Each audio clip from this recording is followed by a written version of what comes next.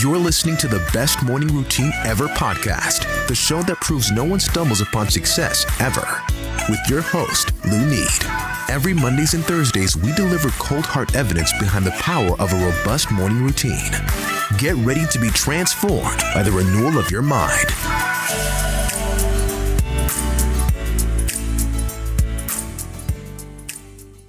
Hello, morning enthusiasts. Welcome to the Best Morning Routine Ever podcast. I am your host, Looney Lewis, and today I have the honor of introducing a very special guest to the show. He will tell you it's his first time, but you're going to hear his amazing story, and he's going to blow your mind. Harry Abraham is coming to the show. He is an attorney and former pro soccer player and the co-founder of Biz Wings, a business automation company for small businesses. They eliminate repetitive tasks to save time and increase productivity to close more deals and better serve their existing clients. It is an honor to bring him on the show. I'm looking forward to hearing his story. So with no further ado, Harry, welcome to the show. Hi, thank you for having me. It's my honor. So thank you so much for having me on your show. Yes, it's my pleasure. Thank you. Thank you. Now, I know you are in LA, but you lived in San Diego, but tell us about your background. Where are you from? And, a little bit about your journey. I'm from LA originally. Mm-hmm. I actually ended up in San Diego for law school, which is part of my journey. Mm-hmm. My intro about being an attorney and being a pro soccer player tells you just the tip of the iceberg in that I've always done a lot, right? I've always put a lot of on my plate. And I think I do that because it's part of who I am. And I inherently value being efficient with my time. Mm-hmm. So in terms of how I now have a business automation company, I think it comes full circle, right? So looking back on my history, it makes sense. Going through my path at each step, it might look confusing, but I can give you a quick recap. So I studied business in college. I knew I wanted to have my own business. Mm-hmm. I also knew that I wanted to advise people. Being a soccer player, I've developed a sense of leadership in that role. I think being an oldest sibling and having younger siblings, I think leadership is part of who I am, right? So I think I knew I wanted to guide in some way and to have my own business. So anyway, that's all I knew, though. I didn't know what type of business it would be. I didn't know, where I'd set out. So graduated college early, started a music production company right after college with a friend, started diving into the contracts and realizing that this is a little bit over my head and I'm trying to negotiate things that I don't even know what they mean. And so was looking into getting an MBA and realized, I think it makes more sense to go to law school. Mm-hmm. Conversation with my dad, one thing led to the next. And literally within 30, maybe 45 days max after that conversation, realizing, hey, law is very valuable, I applied to law school. Wow. So my trajectory changed dramatically in that sense. But even in law school, I worked with small businesses. I concentrated on corporate law. I did a focus on that. So I maintained the focus on business and how to grow and structure businesses the right way. Yeah. Now, fast forward a little bit, I worked in sales for a year. And this was in something that I never knew anything about. It was high-end clothing. And within a year became top 10 salesman in the country for that business and realized that there's an element of a commission structure. Yeah. I think working 100% on commission also tells you a lot about yourself. And for me, I was able to succeed in that role. So there's an element of tying in sales, growth of businesses, structuring businesses for sustainable growth, and doing that all in an efficient way. That's always been a thread of who I am and kind of my direction. After law school, I actually didn't go the normal route of going to a firm. I went to a small conglomerate based on insurance. It was an insurance conglomerate. They had tons of companies. And in my time there, I actually helped them launch several companies. Mm-hmm. So I had the luxury of being seated at that executive table as one of the attorneys, but I wasn't the businessman at the table. And I always knew I wanted to be on the other side, right? Yeah. So I think that's something that entrepreneurs all know, that deep down they want to have their own business. And it was definitely true for me. But I got the experience of launching businesses and helping it from that other perspective. So I value that experience. But the biggest learning I had was I was more focused on and motivated by the branding, the structure, the growth concept, how are we actually going to make money with this business, right? Not what are the risks and pitfalls to avoid, which is where the attorney is in the room, right? Mm-hmm. So fast forward a little bit, I ended up working at a firm for a short period of time. I did practice law, completely dove in 100%, if you will, and got a lot of value out of that. But again, realized, I like the business side of things. So I went back in-house. I went to an advertising agency, got my marketing juices flowing again, got back into the business world and became COO shortly thereafter, and then started my own business. And this was the beauty, that I could tie in all of these experiences into my new business, which is a business automation company. Yeah. So we actually tie in all of these themes. I guess it does make sense, right? In the end, I have a business that guides other businesses. So I did accomplish it all. Yeah. And you've learned a lot over the years too. The multitude of positions that you've held throughout your life, from attorney to actually being in sales and in looking at the growth aspect of the business versus the risk, because that's what attorneys do, right? They look for the risk and then they mitigate the risk. And you were like, how do we grow? How do we take all the risk and actually exponentially explode as a company? And now you get to provide that even for your clients. And I have to say, Harry, I agree with you. We do know at a very early stage, those who wants to be entrepreneurs, it's like innate. It's like, I want a seat at the table. I want to run my own business. I want to be a founder. And I want to also tie it back to finding a way to add more value, right? A way to help other people. And for you in your business, it's like finding that purpose. Sure.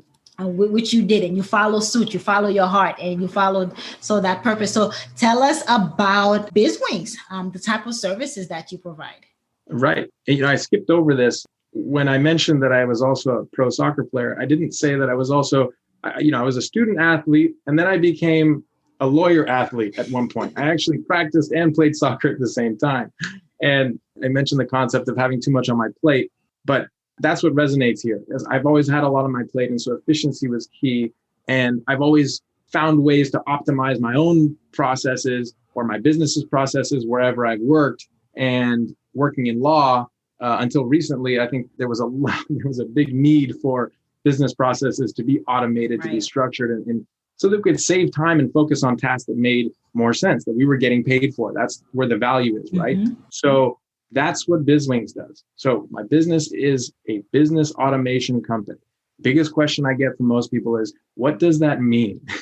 Well, there's marketing automation, there's business process automation, and then there's advertising automation as well. So a lot of people get excited. Hey, I want to advertise my business. I want to grow my business. Well, before you can grow your business, you have to have a system in place that you can drop those leads into. Mm-hmm. When you get a lead and you don't qualify that lead, you don't convert that lead into a sale, there is no business. So you're just wasting money on that back end. So that's kind of the last piece. What our business does is we'll automate the sales process, and we'll automate review capture. And then we'll automate the advertising process so that we can build on both of those. And that's critical, right? It's critical for most businesses. Let's talk about a service business, for example. Service businesses rely on customers coming in and converting them into clients. And then that's where your money comes in, right? So what is your sales process? Have you identified the stages of your sales process? Have you systematized them? Have you figured out what the repetitive tasks are? That's what we do. So there's kind of a discovery phase where we dive in for all businesses. And then the second phase is where we actually automate that process. We automate the process that you go through. We make sure that we have quick client interaction. If you've done sales, you know that if a client calls you and you don't answer, you're not getting the client. Yeah. If they email you and you take hours to respond, you're probably not getting the client. If you respond within 5 minutes, there's like an 80% chance you're going to get that client, or 80% increase of potentially getting that client. So, and there's a lot of studies that prove that. So we make sure that at every stage we're lifting that part of your business. So there's actually a small business recipe that we've come up with that we think has the most value, and we can provide that to most service-based small businesses. Mm-hmm. But the value in our business is not just giving you what we think is best. It's also tailoring it to your business. We go in, again, we discover what works for you. We help you fix things or optimize what needs to be optimized. And then we plug in the automation, right? If you have an issue in your business and then you automate it, you're going to scale that issue out of control, right? You've heard it a million times. So we help small businesses with that. But really the key is in the automation. Mm-hmm. You save time, you save money. You've heard all these things a million times. But critically, we help you maintain contact with your customers, right? So a small business that operates like a small business can appear to be a big business, right? It's like an enterprise solution plugged into your small business. So all the communications that come in relative to one customer get stored automatically in one place. Every time there is a communication from that customer, if it's a website inquiry or an email, there's a response that goes back out. And it's not just some default, hey, thank you for your inquiry. It's, hey, thank you for your inquiry. And we're qualifying that customer more. We're getting more information from them. We're having interaction. We're actually providing them information about your business. We're giving them a presentation about your business. So the same thing they would expect from a big business in terms of interacting and becoming in that full sales process, we provide for small businesses. And we do that within 30 days. That's kind of our big catch. In getting it done and without having a big sales team, right? Correct. This is a huge benefit. You don't need to hire more employees to run your sales process. If it's automated, if it's repetitive, there is a way to automate it. I mean, there is a way, and you'll find out if for those that are interested and end up working with us, we have creative ways to solving unique problems, but most of the time they fit into the same category. Yeah. It's a pretty simple process for most businesses. And we're talking about lead generation, right? Because I'm recently built a funnel for cold trafficking. So we can talk a little bit about that. How do you get cold traffic to get warm? And it's about adding piece of value content, giving that off the bat, and then kind of moving them through the funnel. So it sounds like you start from that beginning of it until the sale is made, the conversion is made at the end of that funnel, right? Absolutely. The value is key. You hear it, and there's just so much truth in it. At every stage, at every step, every conversation, every interaction with your website, every interaction with your social media, every advertisement that you send to somebody, there should be some sort of value attached where they get that value from you. And then in return, they're trusting your business more. And with trust, become the customers. That's the name of the game. And that's how you get cold traffic to become warmer and eventually open up the wallet and say, I'm ready to pay for your service or your product. Sure. Yeah, absolutely. But, the frustrating part that I see is there's a lot of people out there and there's a lot of small businesses that are really good at what they do, but they don't have a good sales system, implemented. And because of that, they don't have the growth that they think they deserve for being so specialized or so good in their business. Coming from the legal world, I've seen a lot of lawyers that aren't good businessmen, and they're great lawyers. More people should work with them. But it's about having a sales process that is optimized to convert them into customers so that your sales process is giving them value at every step of the way. And in the end, you give them value, they become customers. We also automate review capture so that for every happy client that goes by, you're getting a review from that client. And most businesses will tell you, hey, referrals and reviews from clients go a long way in building. Oh, for sure. The social proof, it's necessary to show that you've actually given the product and that it works. And so it's quite important actually nowadays. And how do you go about capturing that? Do you have is there a system that you embed within the company, or are you setting up email campaigns? What in particular? So it's not necessarily just an email campaign, but depending on the type of business, we would set up a trigger, and that trigger would automatically engage this review capture process.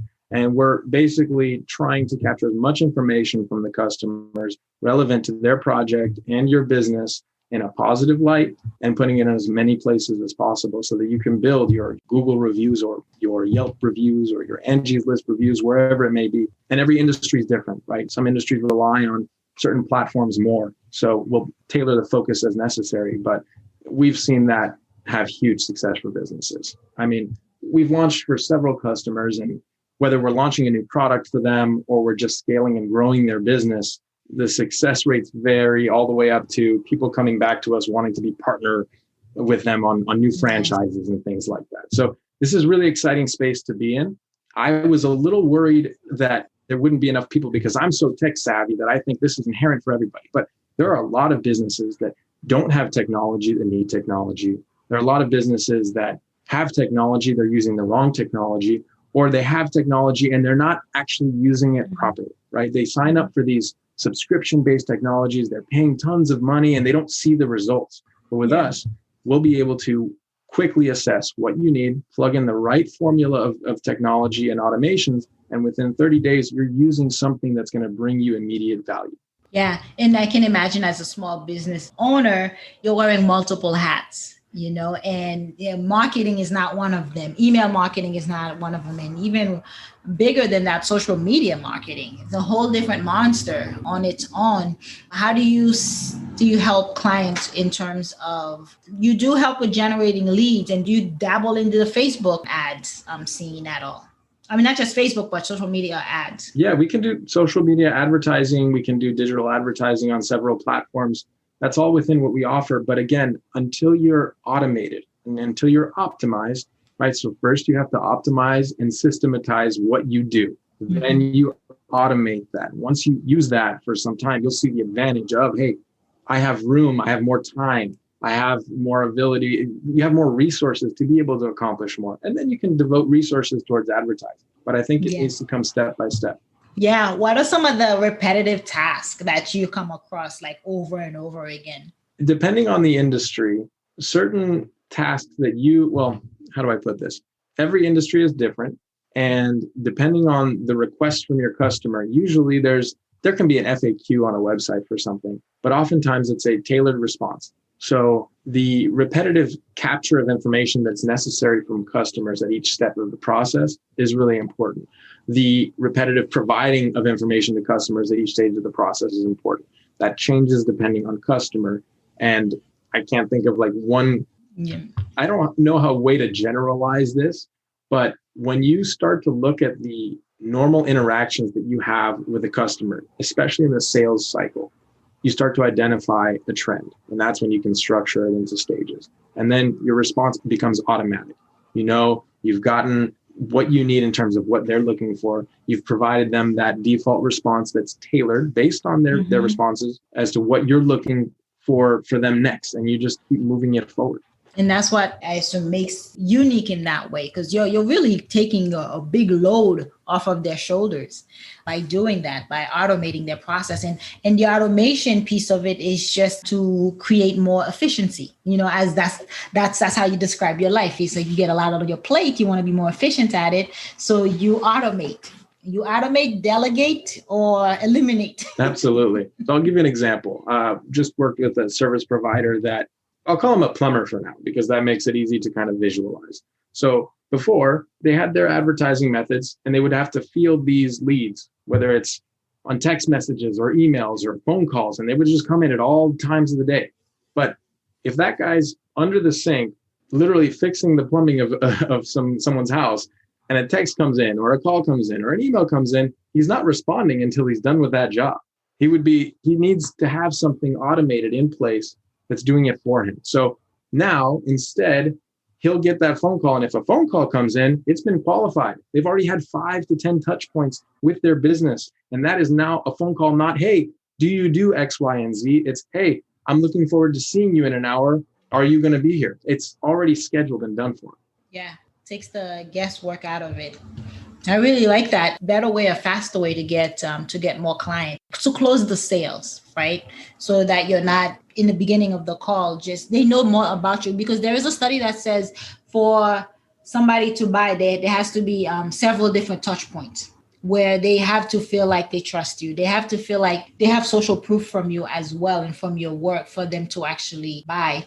Nowadays, though, it's becoming harder to gain the client trust. How can small businesses overcome that? Because there's so many people trying to get your email and name. They're throwing every website, there's a pop-up and, sign up here for our newsletter, sign up here for this freebie.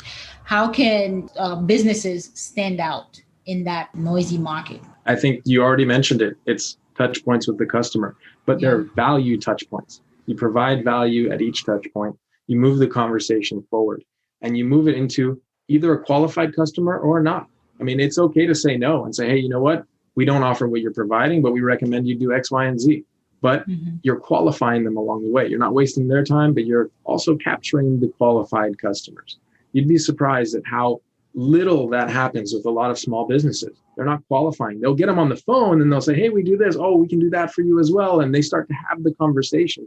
But there are ways to have that conversation where it's easy for potential customers to give you the information and receive value along the way. And it's really the secret. That's fantastic. It's quite a bit of work you're doing there. It's really, really tailored and customized. So tell us, Harry, a little bit about your own habits, your own way that you've automate your morning routines so that you can be more efficient. How do you prime yourself for the day? How do you get up, dress up, and show up? So my day starts the night before, and that's preparing for the next day. I think when I wake up and I have a task or that one thing I want to get done, no matter what, it's really helpful for me. So I literally start the night before, I plan my next day, and at bare minimum, I allocate my morning to accomplishing one thing so that I can get that one thing done. Number 2 is exercise. And that comes from a lifetime of being an athlete. I just know that after I exercise, I'm much happier. I have more energy throughout the day and I accomplish more. And to be honest, the happiness is just, it transcends everything that I do, right? Yeah. It's energy, it's enthusiasm, and that's all valuable in your interactions with people, in my workflow and everything that I do. So it's funny, I have the background of my computer right now that I'm looking at says discipline over motivation. Mm-hmm. And I think that for me and for most people, I think it's important to find what drives you and make sure that you're disciplined about doing that. And that's it. If I can get one thing done in the morning and then I can exercise after that, and then I start my day, I already feel like I've succeeded in the day, and I have more energy to get more done. And that's when I get the most done. Yeah, it breeds more productivity, like accomplishing your first task of the day. And I totally agree with you. Exercising, people think, well, I'm too tired for it. But if you get going, you get started, it gives you more energy. You get the endorphins flowing, so it's serotonin flowing, and you just feel super awake, and alert, and then more focus on accomplishing your task. Absolutely. I preach that. I literally preach that. I think everyone should exercise more. I think they'd be surprised. You're tired, you exercise, all of a sudden you have energy. And maybe it's hard the first couple of days, but after 2-3 days, you get into a role, and I promise you'll feel better. You get into a momentum, you get into a rhythm, and then a new habit is born. Mm-hmm. Because what you are craving, Harry, is the after working out state of mind. Nobody likes running. Nobody likes lifting weight or grunting and grinding and all the sweat and the hard work. But once you are done, though, that release, that the happiness that flows, that's what a lot of people who do exercise crave, is that aftermath. It's that runner's high per se. Absolutely. Of just feeling amazing. Tell us about what you're currently reading, what you're consuming for content, because I imagine you are immersing yourself a lot in what you do. I do. That's a funny question. I don't actually have a current book. I'm in between books. I actually have a daily task that is to either listen to a Blinkist or to read or Audible a book.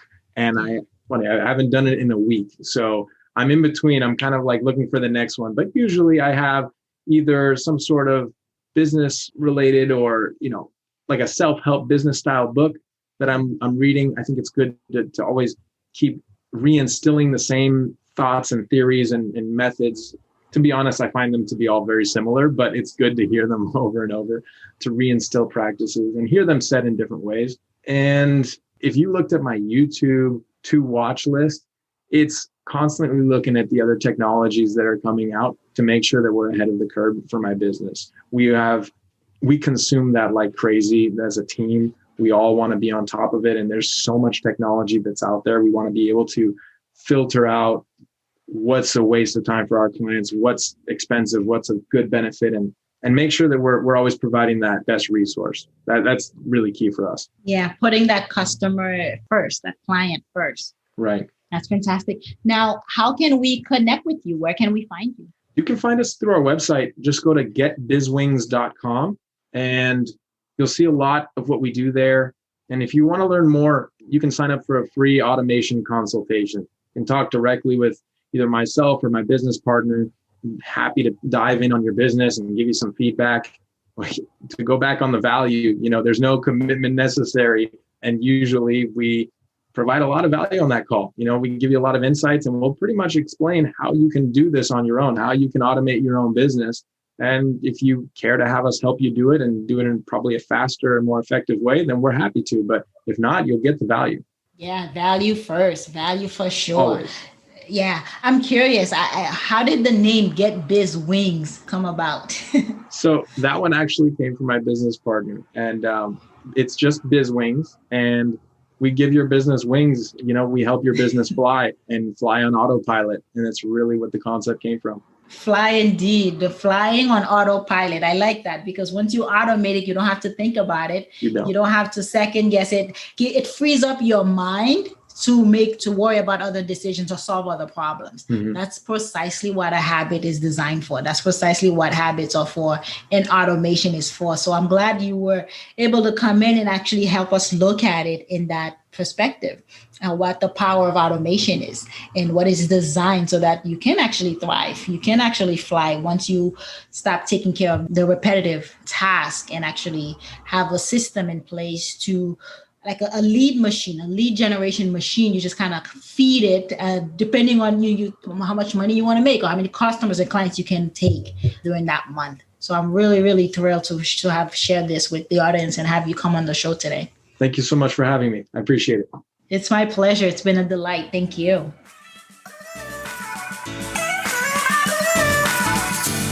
All right, morning enthusiasts, that's it for today's show.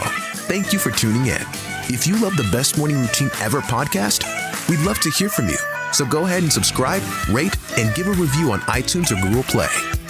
While you're at it, tell a friend about the show. Be sure to visit bestmorningroutineever.com and our Facebook group to join the conversation, access the show notes, and discover our fantastic free bonus content. Until next time.